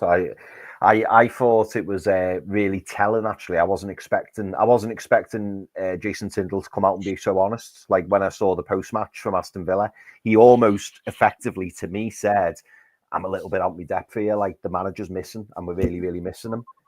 Which is really nice to hear. The fact that Jason works so closely with Eddie Howe, and he will be missing him, and the players will be missing him, and obviously fans are missing him. But he can't. Eddie as well. Not that we know him all that well, but we kind of know what he's all about. And he's not somebody who will come back half-hearted, or someone who will come back and put 20% in. He's somebody who gives 110% every single day. We know that because of what we heard, in terms of the hours he puts in. So it's so important that he comes back when he's 110% better himself. Like, we wouldn't want to, as Pete said, we wouldn't want to rush him back and potentially, get ill and, maybe take a downward turn. He needs to make sure that he gets himself right and sorts himself out. And really, as a club, as a team, need to make sure that, they all rally together and all make sure that, they're all in the picture. I think it is important, like you said, Pete, that they're in the picture. They know the score, but that they all rally together and just try and get through this period, whether it's with Eddie Howe or without Eddie Howe. So hopefully an announcement is made reasonably soon, just so that everyone knows. Wouldn't even surprise me if the players were fully aware. They don't necessarily have to announce it to the media. I'm sure the players probably know a lot more than maybe what we know. But obviously, we all wish Eddie all the best and hope that he comes back, fit and strong and everything like that. There's a couple more things that have just been put in the chat there. I might have to come to this straight away. So Wolfie's in the chat. Wolfie, hope you're well, mate. Hope you are well. He's asking, is the alliance still strong? I mean, boys, I'll come to you on that. Pete, is the alliance still strong? Are we still feeling that way? I think I would like to pass that question back to Wolfie. Is the alliance still strong? That's my question. Which alliance? Which alliance is Wolfie talking about? Is the one he has with Charlie? Is the one? Well, he apparently had one with Man City as well, with LB. Yeah. He was mad at us on Saturday because his alliance was Man City to help Forest get out of their mess that they were in, obviously before the game on Monday. He might not even have an alliance now. They're sitting back in third again. I have no idea. Well, he said he's holding up his end. I still hope that it's Forest, Man City, and us going through in those three spots. That'll do me nicely. Mm. On that note, while we're on the topic, are we going to have a top table talk tomorrow? Yeah. Wolfie, I've not dropped Wolfie a message yet, but Wolfie, make sure you're available tomorrow, so we can discuss whether this alliance is holding up or not. We can ask Rich the same. So yeah, make sure you're available. Man. Good, because I've set it up already, and it's in the system. I was just thinking in my head then. I was like, who's going to be wearing sunglasses? Who isn't? Because all the fixtures have been a little bit weird, haven't they, over the past week or so? And I'm trying to think, when did we lose our last game? Did Forest win the last game? Did City win the last game? So there's going to be sunglasses everywhere. But yeah, it's tighter than ever, isn't it, for this top five? Tighter than ever. But yeah, it'll be interesting to get Wolfie and the lads on to kind of see where everyone's at. And I have a feeling that maybe the Forest and Chelsea alliance isn't holding up great at the moment. I would hazard a guess. I could be wrong, but yeah, they'll be at loggerheads soon. Yeah. That's right. Right, I'll go to the last two questions, and then obviously, Pete, I know you want to finish on one, and hopefully, I'm not stealing you from the. We'll forget my one, mate. Don't worry about that. Really? I'm kind of intrigued. Save for card three. We'll wish through. In that case, I'll ask it. We're definitely not doing the part three. Yeah. So, dead quick one. And I'm going to kind of rephrase this. So, Tom Dixon asks, would you consider signing Jonathan David or Ekitike? I'm going to slightly rephrase that because we have spoken about both. Yes. I'm going to ask you now, boys. Yeah, look at part one. Given the choice right now, and it factoring everything in, so the fact that obviously Jonathan David will be on a fee, Ekitike would cost a fee. Regardless, which one would you go for? If I pushed you now and said you've got to sign one of them, and taking everything into account, who would it be? My answer is probably going to be different than yours, but I think I'd go for Jonathan David. But I know that it just the free transfer would be crazy wages, but so will Hugo Ekitike be big wages. Pete, that's a really tough question. I think in terms of player profile, hold on a second. Palace doing bits. Equaliser last minute. Yeah. Is that giving Liverpool the title, or did Palace have to win? Probably has. I think they might have had to win. Yeah. And Wolfie's on to D to try and make an alliance with them at this moment in time. And you know what? It's a player that I was going to bring up that scored the goal with 1 year left on his contract. Well, yes, he's a Jean-Philippe Mateta. Again, 1 year left on his contract. I've not even answered that question. I would probably take through fee Jonathan David, just because it would cost less in that question. But Jean-Philippe Mateta would also be a relatively cheap deal because he's got 1 year left on his contract, and he is a very, very good striker. We kept him quiet at St. James's Park, but he is good. He is very good.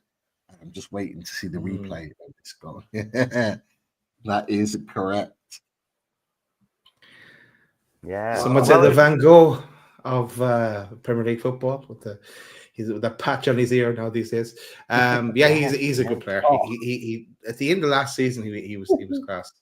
A good goal. Yeah, just really well closed down by Palace. Nicks the ball. Poor from Saliba. Jesus Christ, that's Saliba. Just gives him the ball, brushes off Odegaard, and then chips David Raya in off the bar. The 1 year left is the attractive part there, because he's currently 27. He'll be 28 in June. So if it was for a massive fee, I wouldn't go near him. But as a backup option to Isak, at a decent fee. I wonder if Steve Parish would class John Philippe Mateta as a generational talent. I bet he would, but both these generational talents have got 1 year left on their contract. 1 year, yeah. Signing new deal. Yeah. Mateta's talked about wanting to play in Europe. Wow. He wants to play European football, so wow. it's why it's why he is another valuable option. Another player was Johan Wieser, another one that's got a year left on his contract. Apparently, he had a good season, and 28 years old, a little bit older, but look, they are genuine options to talk about. But one player I was going to bring to you boys before we wrap, and look, it's a Pete, I've got one more player. One more. And the only reason I'm bringing this up is because I saw it today on Twitter, and it really wound me up, or X as they call it now. Really wound me up because loads of Man United fans, as Deji would say, are all shaking their bum, thinking that they're going to get this player for £40 million. And I just wanted to know your boys' thoughts on whether you'd want him, whether, that it would be price dependent. But that player is Victor Osimhen. Straight in here. Tom, you say he's looking for a new club. I'm looking to what happened with that loaded tattoo that you promised us. We never got an update there on that when we win the cup. Victor Osimhen, I haven't heard an awful lot about him. He's going to Galatasaray, isn't he? Yeah, he's smashing them in for Galatasaray, but it's the Turkish league, isn't it? Yeah. Okay, he's quality, but I haven't seen him recently. It all went a bit sour after he left Napoli for him. What age is he, Victor Osimhen? I'm just going to check that now. 20, yeah, well, 26 at the moment.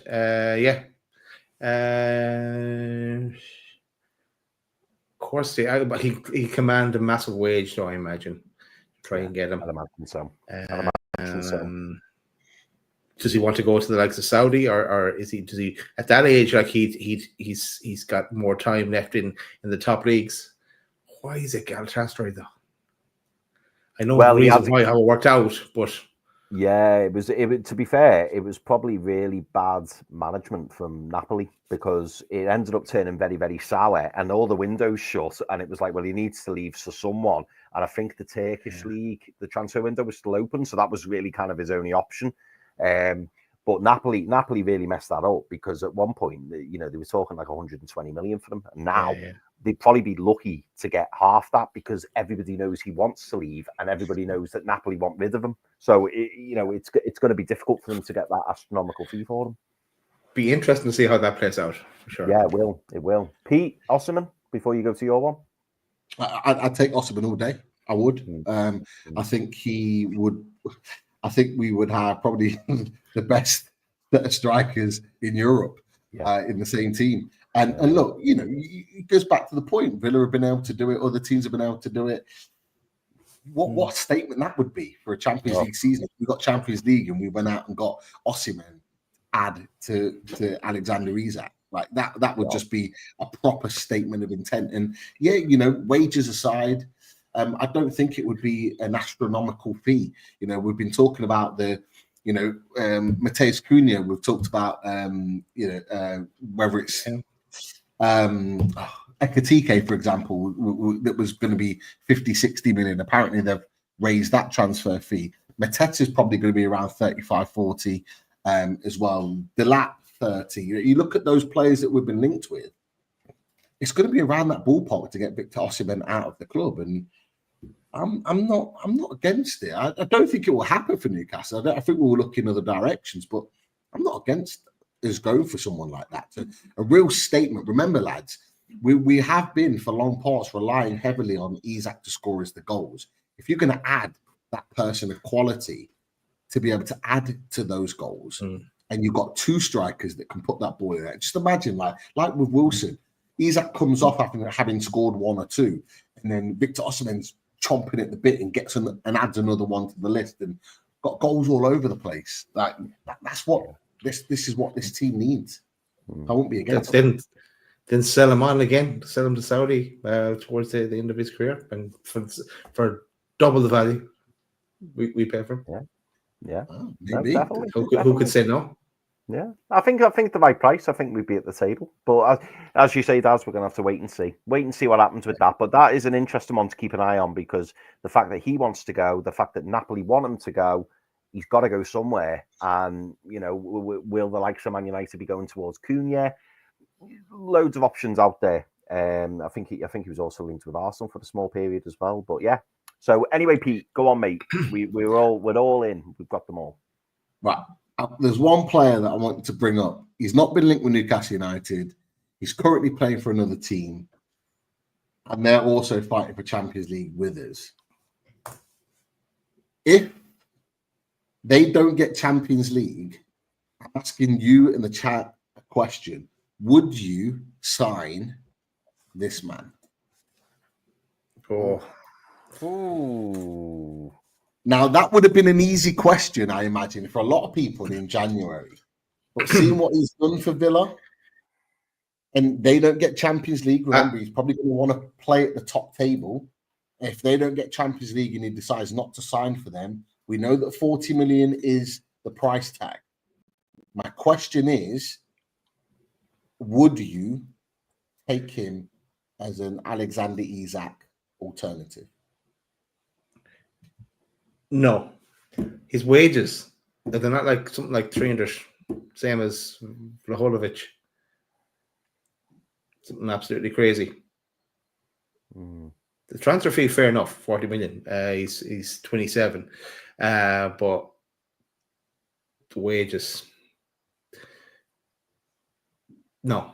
I'll still say no. Look elsewhere. Okay. And come from Man United. No, don't want to help them out. It's funny with Rashford, isn't it? Because, like, again, as Dad said earlier, if you'd asked me a few weeks ago, I'd have been like, no.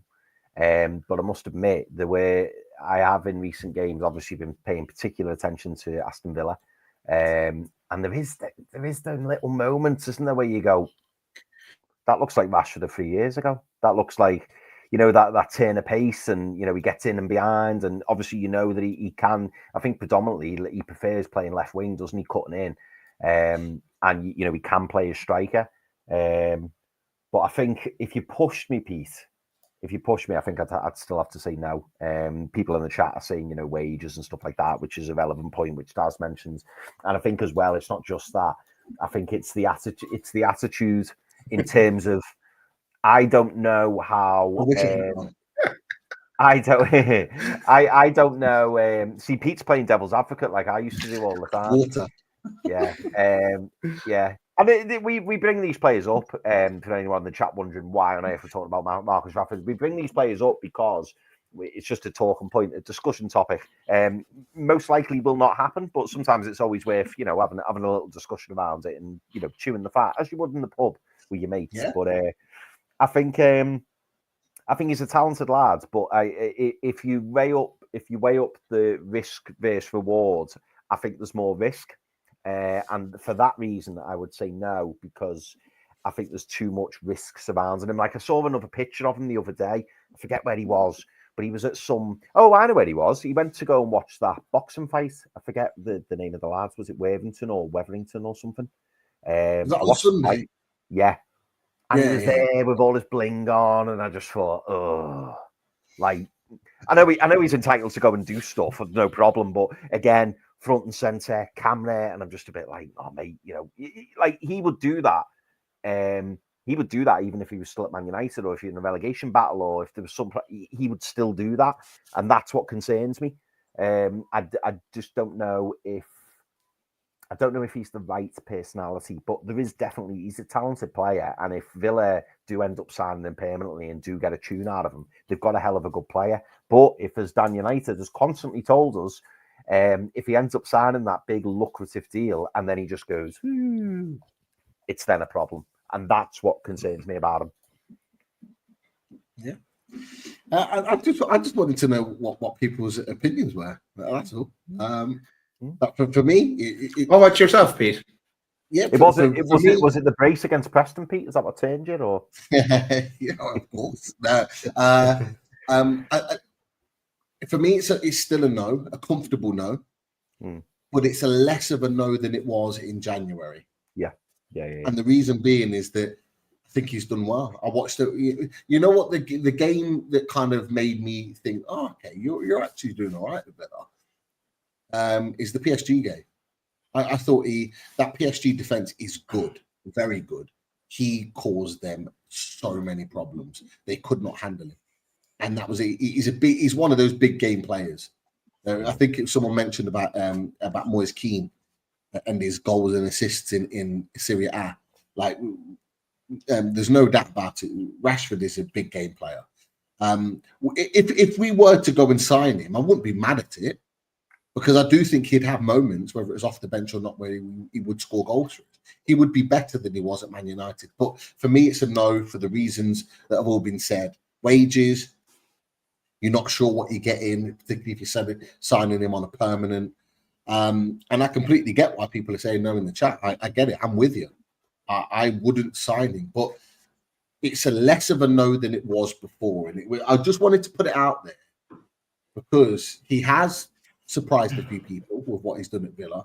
And I just wanted to know, not necessarily just from you boys, but people in the chat, what their feelings were on Marcus Rashford and whether they've changed. Clearly, lots of people in the chat haven't changed their opinion on it, and that's absolutely fine.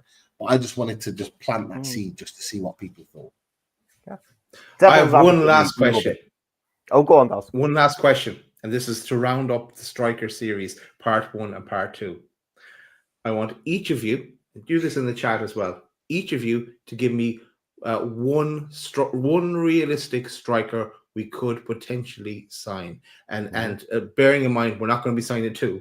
We may sign 1. So one striker to compete with Alexander Isak, hopefully in the Champions League with Alexander Isak with his new contract as well, hopefully, next season. So I want one realistic name. I'm going to start the ball rolling. So I'm going to go. Is that Daz who we think is the most realistic, as in going to happen? Realistic, and who you want, who you'd like, and who it has to be realistic as well. Like, there's probably no point saying Victor Gyökeres because it's probably not realistic, for example.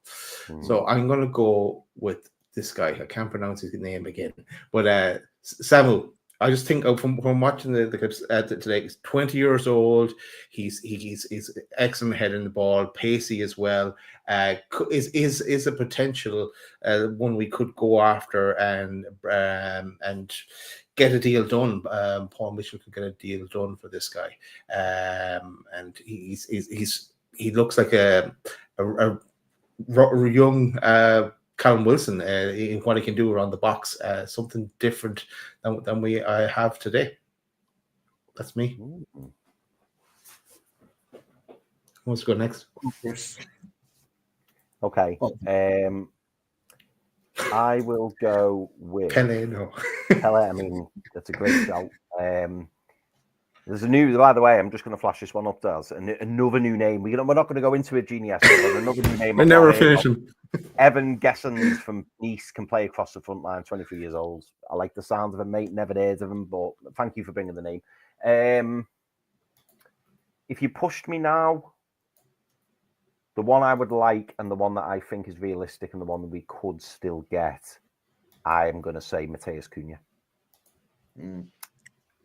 I'm going to say Matheus Cunha because, and we saw all the links, didn't we? You know, with like the fact that Paul Mitchell signed him for RB Leipzig, the fact that he's Brazilian, the fact that he's got a release clause, so there's no negotiation, and it would just be so funny if we just came in, all the Man United fans getting excited, and we just went, "Yep, thank you very much, we'll have him." That would delight me. So yeah, I'm gonna say Matheus Cunha because he also not just offers you the option up front, but you know that you can play off either wing as well, and probably in the number 8. Like, he's that talented. I think he'd be brilliant. So I'm gonna say Matheus Cunha. Okay. Don't say Dominic Calvert-Lewin, Pete. I was worried about Chris saying Dominic Calvert-Lewin. That's I know, yeah.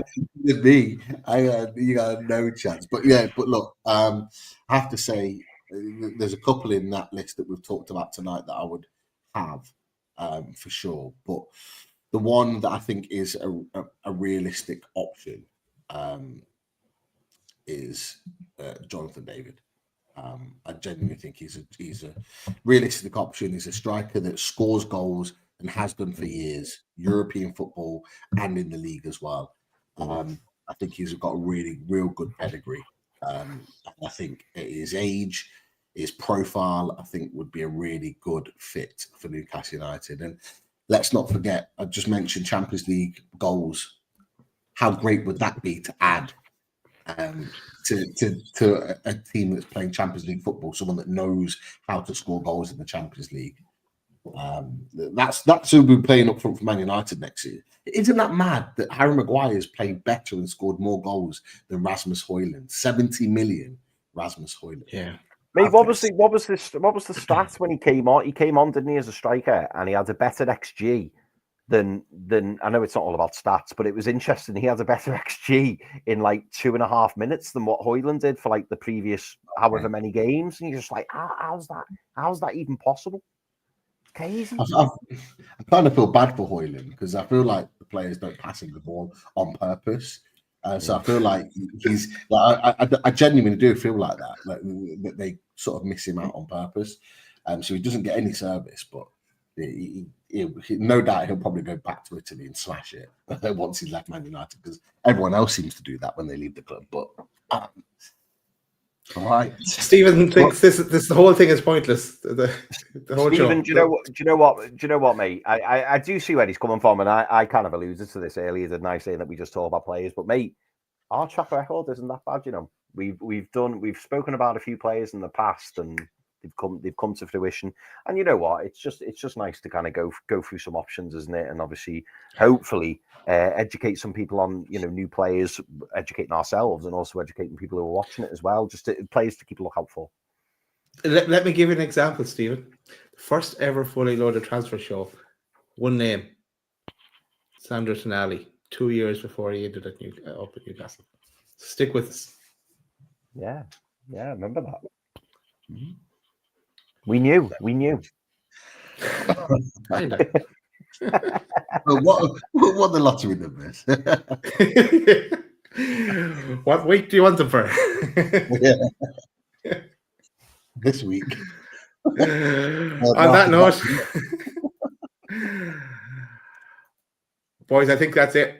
I think that we'll bring it to a close. 2 hours talking strikers in part 2 of the striker special. We'll be back next time to talk about centre backs, but we'll be back tomorrow to talk about the race for the Champions League spots as that continues. The roller coaster continues. So stay tuned for that. We'll set up. We'll see how it goes. As we talk so much about strikers, we have to play out with our own current main man. Yeah. Good night, everyone. See you in the next one.